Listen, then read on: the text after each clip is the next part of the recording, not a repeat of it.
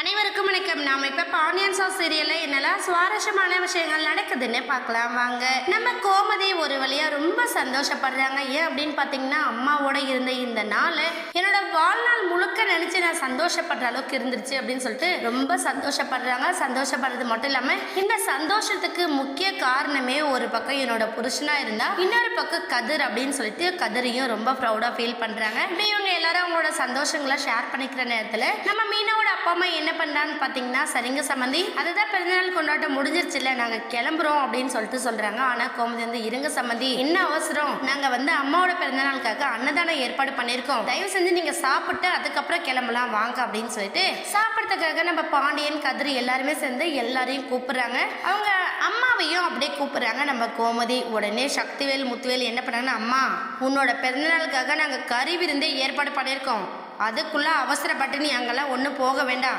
நம்மளோட கறி விருந்து நடக்கட்டும், அதுக்கப்புறம் நீங்க என்ன வேணா பண்ணிக்கோமா அப்படின்னு சொல்லிட்டு சொல்றாங்க. சொன்னதுமே நம்ம சக்தி என்ன பண்ணா, டே குமார் எங்கடா இருக்க, என்னடா டைமுக்கு சாப்பாடு வரணும்னு சொன்னோம், இன்னுமே வரல, என்ன ஆச்சு உனக்கு அப்படின்னு சொல்றாங்க.